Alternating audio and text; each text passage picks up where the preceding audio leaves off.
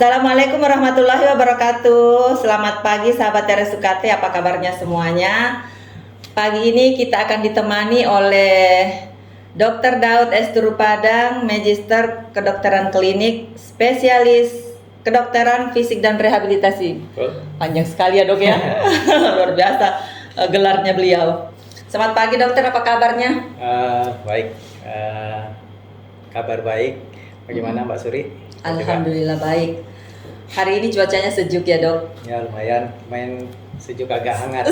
Sejuk agak hangat. Iya, pagi ini kita akan membahas terkait tema pengapuran sendi lutut supaya sahabat RSUKT tidak penasaran. Nanti akan dibahas tuntas, meskipun singkat tapi padat ya, sahabat RSUKT. Kita mulai aja ya dok ya. Oke. Saya ingin dokter memperkenalkan diri dulu. Oh ya baik. Sahabat RSUKT dimanapun berada, perkenalkan saya Dr. Daud Suryaningratu Padang, spesialis kedokteran fisik dan rehabilitasi. Saat ini saya bertugas di RSUKT di bagian instalasi rehabilitasi medik. Jadi jika rekan-rekan ada ingin konsultasi lebih lanjut mungkin terkait materi yang akan kita bahas nanti, bisa ke RSUKT di instalasi rehabilitasi medik. Baik, siap. Beliau adalah kepala instalasi rehabilitasi medik. Jadi kalau ada keluhan tadi ya silahkan datang ke sini berkonsultasi dengan beliau. Baik, saat ini kayaknya sahabat RSUKT sudah tidak sabar ya. Saya ingin memulai pertanyaannya dok ya. Oke. Ya. Yang ingin saya tanyakan itu kan tema kita hari ini adalah pengapuran sendi lutut. Mungkin dokter bisa menjelaskan ke sahabat RSUKT pengapuran sendi lutut itu apa sih? Seperti apa? Oke. Jadi ya tema kita untuk hari ini adalah pengapuran pada sendi lutut. Nah sebenarnya istilah pengapuran ini merupakan suatu istilah awam ya. Kita memakai istilah ini supaya lebih familiar dengan rekan-rekan sahabat RSUKT. Kalau dari penamaan secara medis itu namanya osteoartritis ya. Jadi pengapuran sendi lutut itu merupakan suatu proses penuaan atau proses degeneratif. Jadi terjadi proses penuaan pada sendi lutut. Nah, penuaan secara khusus dia terjadi pada tulang rawannya atau cartilage-nya. Jadi tulang rawan pada sendi lutut itu mengalami penuaan berupa penipisan. Jadi yang mestinya tebal, dia mengalami penipisan sehingga antara tulang dengan tulang itu bisa terjadi gesekan. Nah, gesekan ini kemudian menimbulkan nyeri. Demikian kurang lebih, Kak Suri. Ternyata di tulang itu ada juga namanya proses penuaan ya dok ya? Ya. Saya kira kita di usia manusia itu ada penuaan. Gejala-gejalanya seperti apa sih dok? Oke. Ya seperti sempat saya singgung tadi, kalau terjadi proses penuaan tadi ataupun degeneratif ya pada sendi lutut, gejala yang paling sering yang dikeluhkan oleh pasien itu adalah nyeri ya. Jadi ada nyeri pada lutut. Nah kemudian ada gejala-gejala yang lain seperti adanya kekakuan terutama pada pagi hari. Jadi karena pas malam hari tidur sendi lutut secara khusus kurang digerakkan, maka ada kekakuan, tetapi kekakuannya itu tidak lebih dari 30 menit ya, agak digerakkan kemudian sudah baik kembali. Biasanya kalau lebih dari 30 menit itu ada penyakit yang lain. Kemudian pada saat lutut itu digerakkan atau perubahan posisi, misalnya dari duduk nih berdiri atau jalan, itu ada sensasi bunyi krek gitu pada sendi lutut. Kemudian bisa juga terjadi pembesaran pada tulang-tulang di sendi lutut. Tetapi kalau lutut itu diraba, itu dia tidak ada rasa hangat atau rasa panas. Kan biasanya kalau ada kadang orang pasien itu nyeri lutut tapi bengkak gitu kan, meradang, itu biasanya bukan karena osteoartritis, dia karena penyakit yang lain, atau bisa saja memang pasien itu ada osteoartritisnya tadi, pengapuran pada sendi lututnya, tapi disertai penyulit yang lain. Ada penyulit tambahan ya dok ya? Dari gejalanya tadi, kemudian seperti apa itu pengapuran sendi lutut, Dokter mungkin bisa menjelaskan ke sahabat RSUKT penyebabnya apa sih? Oke. Supaya mereka bisa menghindari gitu Ya, maksudnya. minimal Iya. ya supaya tidak terkena namanya penuaan ya, penuaan atau pengapuran tadi, penuaan pada sendi lutut. Berarti salah satu faktornya adalah usia. Usia. Ya, usia.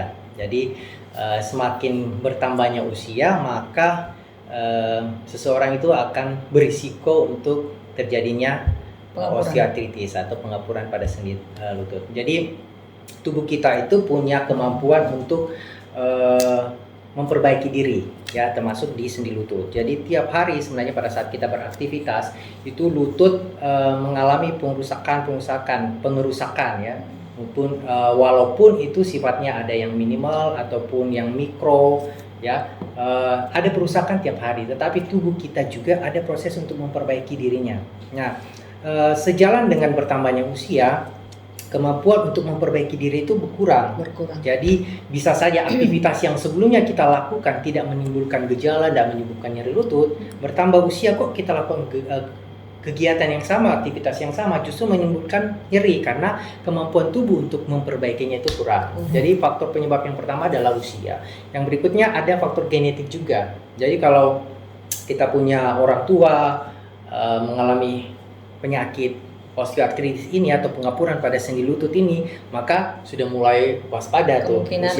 Usia di atas 30 tahun sudah mulai menjaga diri supaya tidak terkena, karena berdasarkan dari penelitian ada faktor genetik tadi, kemudian ada juga jika terjadi mutasi istilahnya pada gennya, itu ada pembentukan matriksnya pada yang tulang rawan tadi itu terganggu sehingga dia lebih mudah cepat menipis dibandingkan orang pada umumnya. Faktor yang lain itu metabolik. Metabolik ini berarti penyakit-penyakit metabolik seperti diabetes mellitus, kemudian yang sering tinggi kolesterolnya, ya, yang tinggi tekanan masuk asam urat, tekanan darah yang tinggi juga bisa. Nah, itu kemudian faktor berikutnya namanya excessive movement atau aktivitas dengan gerakan yang terlalu berlebihan, ya, seperti olahraga bisa. Boleh, bisa menyebabkan. Jadi seperti lari, lompat, angkat beban gitu ya. Semuanya itu bisa menyebabkan kalau dilakukan dengan berlebihan. Jadi intinya di intensitas latihannya. Jadi bisa saja olahraga itu atau latihan itu sama dengan obat, dia punya dosis. Jadi kalau kalau kita minum obat, kalau dosisnya rendah tidak berefek. Kalau dosisnya berlebih yang muncul efek samping. Nah, sama dengan latihan fisik. Jadi kalau kita lakukan latihan fisik tapi tidak benar dosisnya, kalau dia kurang dosisnya tidak bernampak. Tapi kalau berlebihan muncul efek samping, salah satunya bisa menyebabkan pengapuran yang lebih dini pada sendi lututnya. Nah, itu ada secara garis besar ada 4 ini yang menyebabkan pengapuran pada sendi lutut. Tapi ini dok, saya penasaran, termasuk mungkin sahabat RSUKT ya. Tapi nanti kita lanjut lagi dok ya setelah jeda iklan berikut ini. Oke.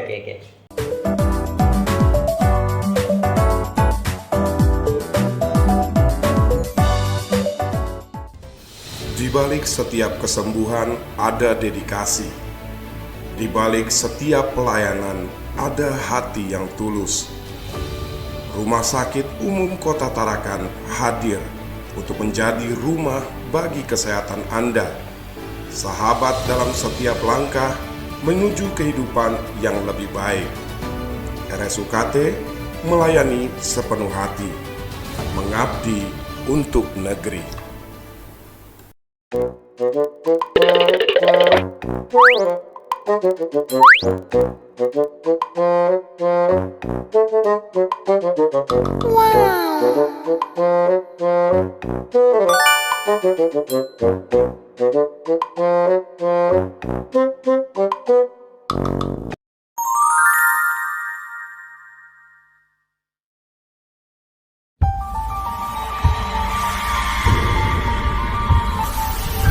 Pilihan Anda, semangat kami.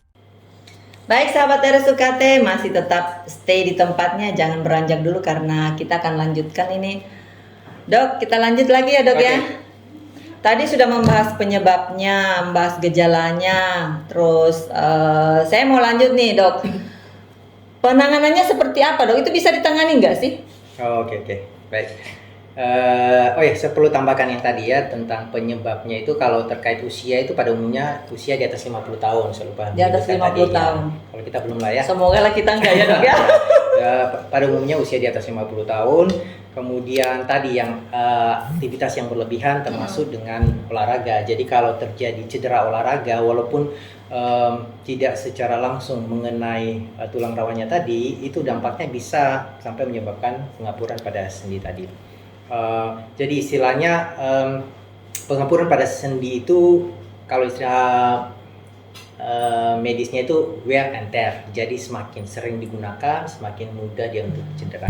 Oke, kalau terkait dengan penanganan tadi ya. Siap. Kalau penanganan untuk pengapuran pada sendi ini, kita mulai yang pertama itu adalah pengelolaan dari faktor risikonya. Faktor risiko ini apa? Yang tadi.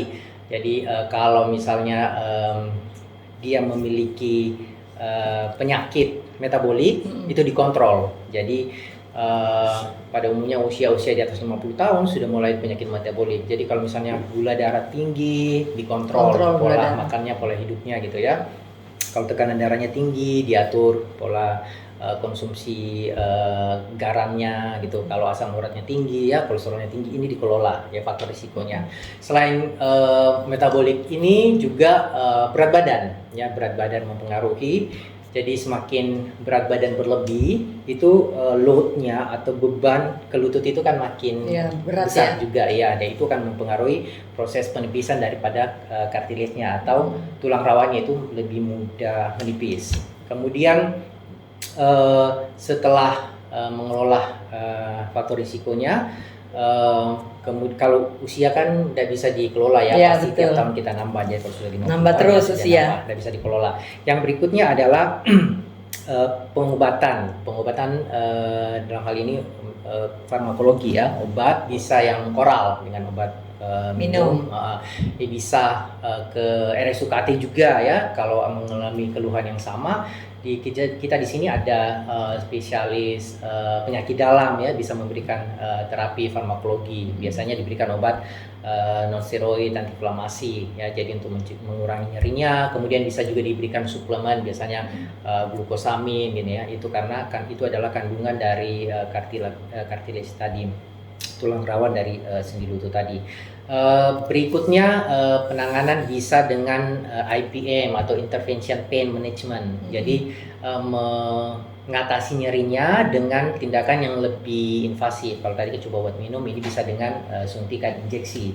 Jadi bisa dengan pemberian kalau istilah awamnya ditambah ulinya gitu ya. Ada pelumas. Iya, pelumasnya supaya lututnya lebih enak gerakannya ya.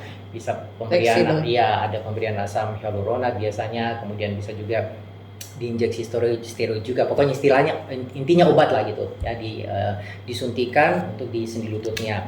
Kemudian bisa juga dengan ablasi. Jadi saraf rasa nyerinya itu dihentikan fungsinya.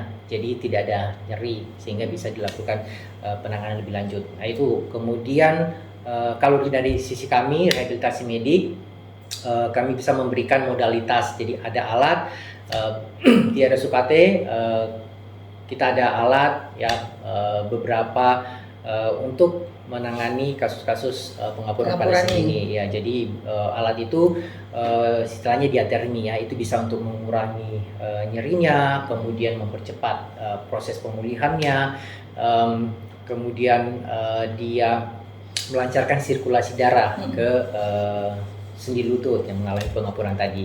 Setelah itu kami juga di sini juga kita mengajarkan latihan. Jadi kalau pasien dengan mengalami sendi lutut itu kita latih untuk menguatkan otot-otot istilahnya namanya quadriceps, otot-otot yang memegang lutut. Jadi lutut kita ini ada faktor stabilitasnya. Jadi yang mempengaruhi stabilitas dari sendi itu ada yang istilahnya statik, ada yang dinamik. Nah, yang dinamik ini otot, yang ini yang bisa kita latih. Nah, makanya pasien-pasien dengan keluhan pengapuran pada sendi, kalau berobat ke instalasi rehabilitasi medik di RSUKT, kita akan berikan modalitas tadi, alat, dan kemudian kita ajarkan latihan. Nah, latihan ini bisa dilakukan di rumah sakit, dan kita beri bekal juga buat pasiennya, jadi pulang Buat di rumah. bisa dilakukan di rumah. Wah, Supaya efektif ya untuk pemulihannya. Kemudian langkah yang terakhir, kalau dengan tahap-tahap ini tidak tidak berhasil ataupun kondisinya sangat berat, itu kita lakukan operasi. Bukan kita, maaf, dari teman-teman sejawat ortopedi bedah tulang ya, dilakukan operasi. Itu kurang lebih Mbak Suri. berarti kita di sini bisa ya dok ya? Iya, untuk penanganan kasus pengapuran pada sendi kita sangat bisa ya. Siap. Kecuali untuk kasus operasi, untuk kasus operasi itu kita nanti akan kita nilai bersama-sama ya dengan penyakit spesialis penyakit dalam. Oh, ini kasusnya cukup berat, ini perlu operasi. Kita pasti akan berikan juga pilihan ke pasiennya untuk nanti pasiennya menentukan. Kan rata-rata pasien takut dengan operasi, padahal ada memang kasus yang harus dioperasi. Siap. Sahabat RSUKT, ternyata dengan adanya beliau di sini, kalau ada keluhan terkait pengapuran sendi lutut, tidak usah ragu-ragu. Silahkan berkunjung ke ruang instalasi rehabilitasi medik, nanti akan ditemui oleh Dokter Daud. Betul. Iya, jadi nggak perlu khawatir. Nah dok, ini kan sekaitan dengan rehabilitasi medik nih. Selain mungkin latihan yang tadi dokter sebutkan, ada berapa, masih ada lagi ke latihan-latihan yang lain yang bisa diberikan? Jadi latihan untuk mungkin buat bekal di rumah seperti apa? Ya, untuk latihan menguatkan otot quadriceps tadi itu kita sebenarnya menilai kondisi pasien. Jadi ada kondisi pasien yang masih nyeri banget, ada yang sudah nyerinya mulai menurun, atau ada nyerinya yang sangat minimal. Kalau nyerinya masih sangat berat, itu jenis latihannya itu berbeda ya. Jadi sayangnya saya tidak bisa memperagakan kalau yang kondisi yang sangat berat ya. Saya bisa kasih contoh kalau nyerinya ada kan yang kondisi yang sangat berat itu untuk digerakkan saja sakit gitu. Banget ya. Ada tetap latihannya ya.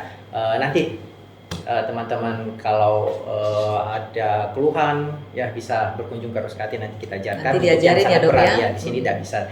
Kalau kondisinya tidak terlalu tidak sedang-sedang terlalu lah nyeri, ya tidak terlalu nyeri, itu kita bisa dengan gerakan yang simpel. Maaf sebentar ya. Jadi kita dengan, mungkin tidak kelihatan tapi nggak apa-apa, bisa dengan dibayangkan ya. Jadi sendi lutut kita duduk seperti ini, duduk cukup tegak gini. Kemudian kita gerakan lutut kita ngangkat gini. Oh, kakinya diangkat Ya, dok. gerakan gini cukup, jadi diangkat tapi tidak terlalu cepat, tidak terlalu lambat. Ini cukup sampai 10 kali. Setelah itu kita pindah ke sisi sebelahnya 10 kali. Walaupun pengapuran pada sendi itu biasanya unilateral atau biasanya kena satu. Ataupun lebih berat salah satunya. Ya jarang bersamaan berat dua-duanya dok. Jadi tapi tetap baiknya kita latih berdua ya. Jadi sebelah satu gini 10 kali, ini ya, cukup gini 10 kali. Setelah itu kita ganti sebelahnya lagi sampai 10 kali gitu. Setelah itu kita lakukan sampai 2 sampai 4 set, bisa 3 sampai 4 kali. Kalau seminggu ini kondisinya sudah kalau kita orang yang tidak sakit kan santai aja geraknya, tapi pasien yang nyeri itu yang melakukan tadi itu cukup berat. Pelan-pelan ya dok ya. Oke. Nah, setelah seminggu itu kita bisa naikkan intensitasnya. Jadi bisa pakai sepatu yang agak berat misalnya, atau ada safety itu, atau bisa dengan pakai pemberat. Ada yang pemberat yang bisa direkatkan itu ya pakai strap. Nah, itu bisa dengan mulai dari yang setengah kilo ke 1 kilo, jadi ngangkat begini posisi seperti ini.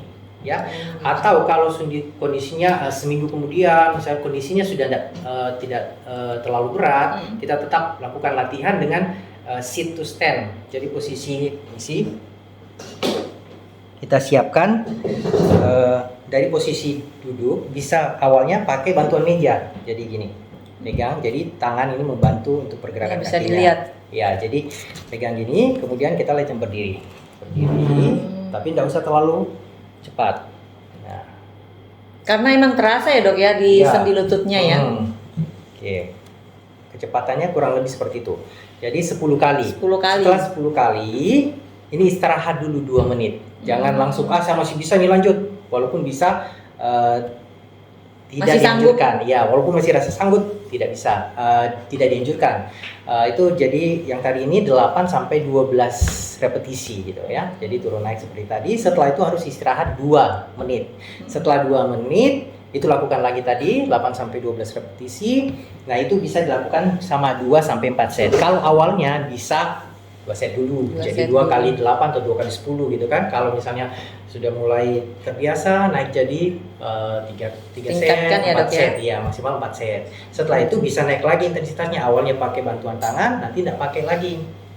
Tinggal tangannya bisa pegang di paha gini ya, diletakkan di paha jadi berdiri gini. Seperti itu. Gitu, seperti itu ya. Kalau setelah itu kuat ada lagi latihannya, tapi untuk di ruangan ini tidak memungkinkan. Tidak memungkinkan ya. Ada alat juga, jadi ada alatnya. Kita di instalasi rehabilitasi medik di RSUKT kita ada alat untuk melatihan untuk menguatkan itu. Jadi ini yang kita bisa ajarkan di rumah, itu buat bekal buat pasien. Tapi di RSUKT di sini ada juga nanti alatnya untuk penguatan itu. Oke, Dok. Gitu. Iya, sangat bagus ya penjelasan dari Dokter Daud. Jadi sahabat RSUKT kalau ada keluhan seperti tadi itu nanti akan diajarin ketika berkunjung di instalasi rehabilitasi medik. Ketika sampai di rumah, sahabat RSUKT bisa mempraktekkan langsung ya, Dok ya. Iya. Jadi kalau pasien yang mengalami pengapuran sendi berobat di RSUKT selalu kan ada waktunya untuk evaluasi ke dokternya. Selalu saya tanya bagaimana kondisinya, sudah membaik, terus pasien tanya nih di rumah ada latihannya nggak? Nah, jadi untuk memastikan bahwa pasien itu melakukan latihannya dan latihannya itu betul. Jadi kalau bilang pasiennya katakan iya ada dok, oke coba praktekkan latihannya seperti apa. Jadi kita bisa melihat langsung latihannya itu dilakukan, sudah betul. Jadi kalau ada yang agak kurang tepat kita bisa mengkoreksi. Oke. Sudah cukup banyak penjelasan dari beliau. Nah, tapi saya masih mau bertanya nih, Dok. Ya. Kan tadi dokter tuh jelasin tuh ada kondisi tertentu, ada yang ringan, ada yang sedang, ada yang memburuk nih. Apa yang harus dilakukan oleh sahabat RSUKT ketika kondisi lututnya itu memburuk? Oke.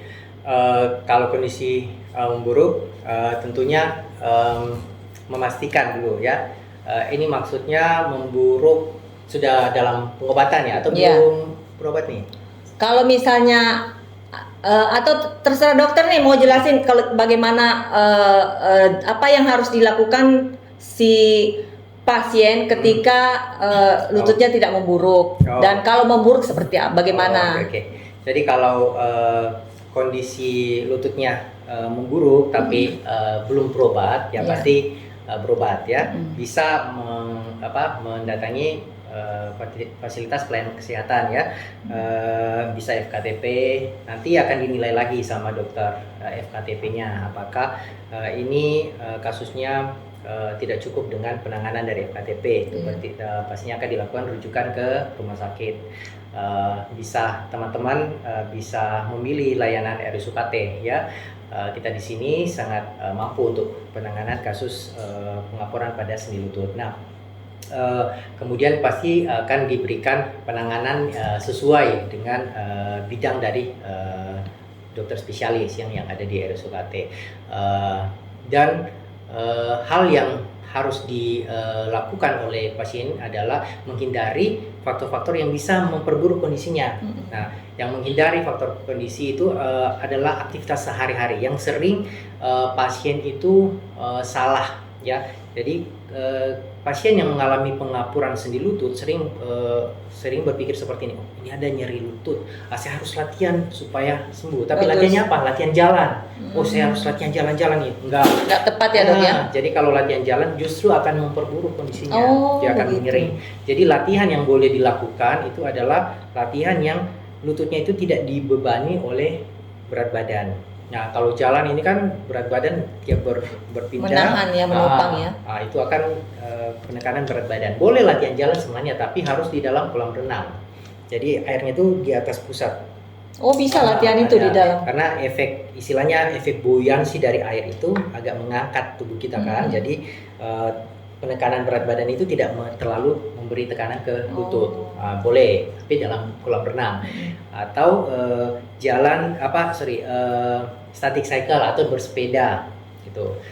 Kalau takut bersepeda ya pakai static cycle yang sepeda di tempat gitu ya, ataupun berenang bisa. Kita punya kan dok alatnya tuh? Ada static cycle ada. Kemudian latihan berenang itu kan menggerakkan sini ya, sendi lutut kita gini ya untuk berenang, dan ada efek tahanan dari air itu bisa membantu.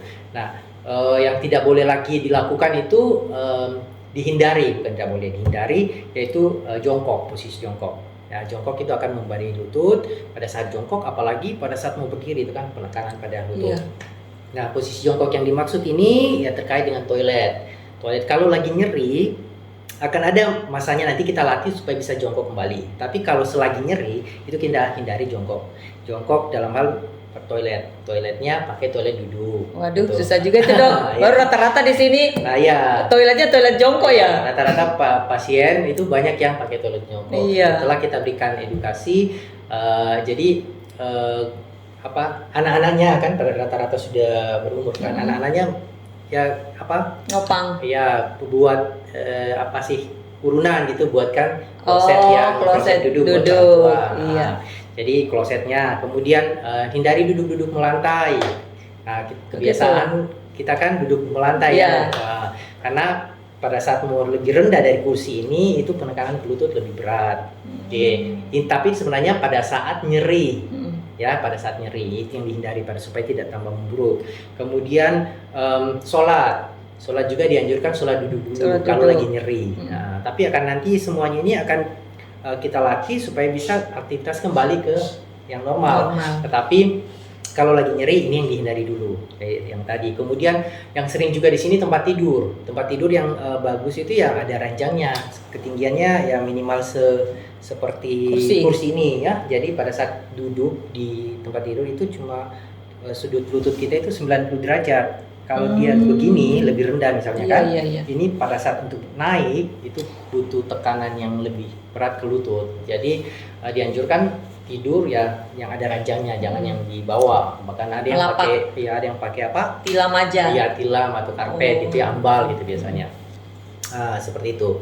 Jadi itu faktor-faktor yang perlu dihindari supaya tidak memburuk. Satu lagi pertanyaan dok. Oke. Tapi kita tunggu dulu setelah jeda iklan berikut ini.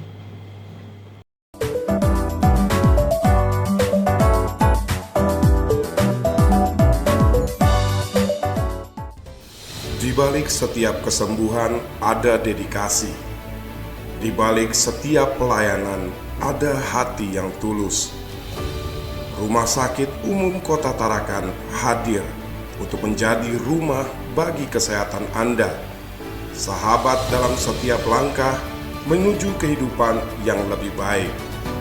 RSUKT melayani sepenuh hati, mengabdi untuk negeri.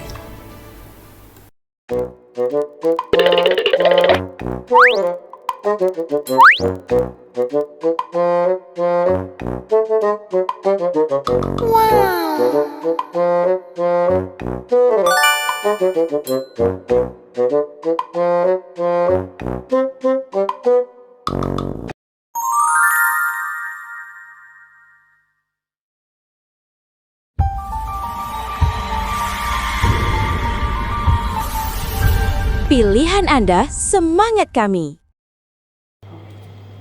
Baik sahabat RSUKT, kita lanjut lagi. Masih ada 2 pertanyaan lagi untuk Dr. Daud nih. Oke. Masih berkenan kan dok? Boleh. Iya. Dok, tadi udah berbicara tentang gejalanya, penyebabnya, penanganannya. Nah, pertanyaan yang saya ingin ajukan nih, apa yang perlu kita lakukan sih untuk mencegah terjadi pengapuran dini itu? Oke, pengapuran pada sendi ya, mencegah supaya tidak terjadi lebih dini gitu ya. Yang pertama adalah tetap bergerak. Jadi perilaku hidup yang sedentary life ya, yang mager ya, kan tahu zaman-zaman sekarang mager gara-gara apa nih dok? Ya, kemana-mana. Kalau dulu kita misalnya jalan kaki mau makan apa, sekarang tinggal ambil kunci, HP, datang makanannya gitu Oh, ya. iya. Jadi perilaku hidup yang sedentary, yang malas bergerak, itu bisa memicu. Jadi tetap bergerak ya, karena di lutut kita itu kan ada pelumasnya tadi ya, ada cairan sendinya namanya synovial fluid. Itu diproduksi oleh namanya ada membran sinovial. Nah, membran sinovial itu memproduksi cairan sendinya itu kalau lutut atau sendi kita itu digerakkan. bergerak. Makanya ada pasien yang misalnya setelah operasi sendinya itu didiamkan gitu kan. Terus setelah operasi mungkin tidak dilakukan rehabilitasi. Aku jadi. Iya,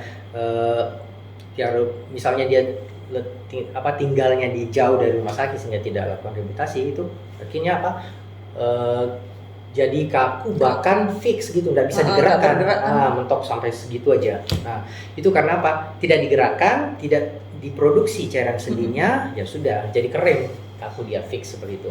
Nah, jadi tetap bergerak akan memproduksi cairan sendinya itu tetap baik ya. Kemudian yang berikutnya adalah lakukan latihan untuk menguatkan otot-otot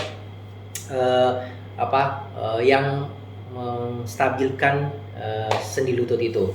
Nah, kita tahu bahwa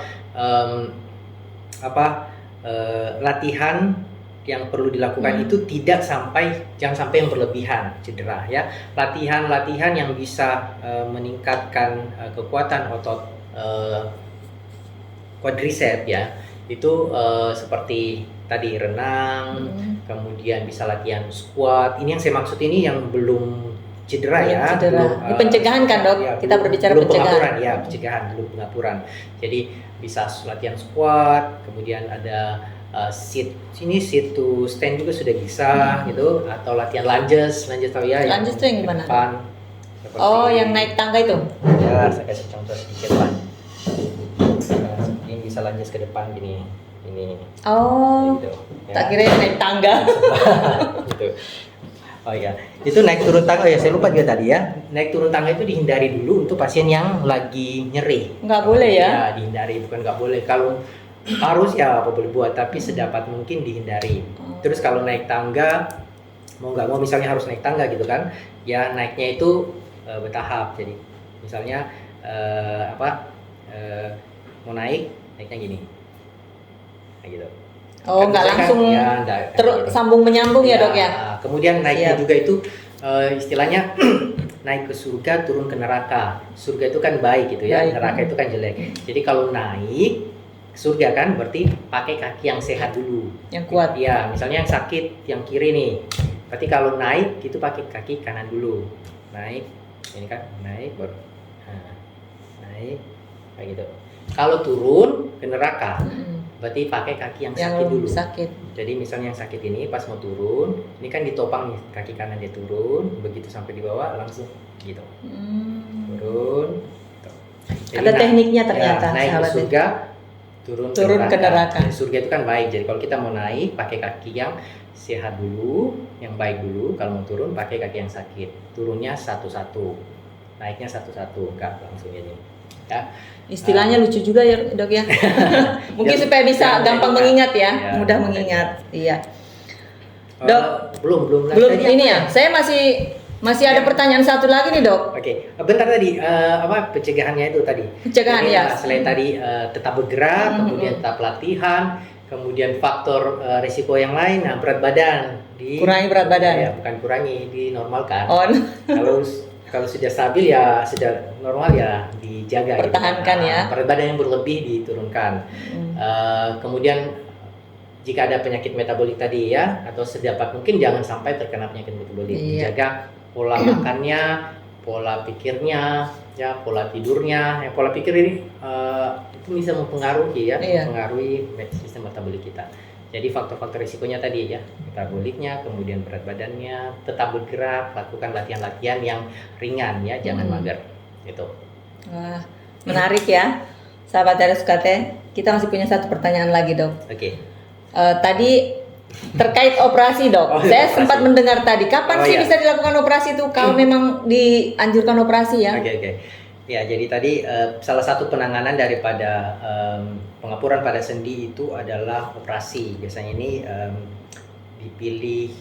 pilihan terakhir Pilihan biasanya bagi terakhir. pasien. Nah, soalnya takut dengan ini operasi. Jadi kapan dilakukan operasi pada pasien pengapuran pada sendi itu biasanya kalau masuk di grade 3 atau 4. Grade 3 atau 4 ini biasanya berdasarkan dari hasil ronsen. Jadi biasa pasien dengan pengapuran pada sendi itu dilakukan ronsen untuk melihat grade-nya.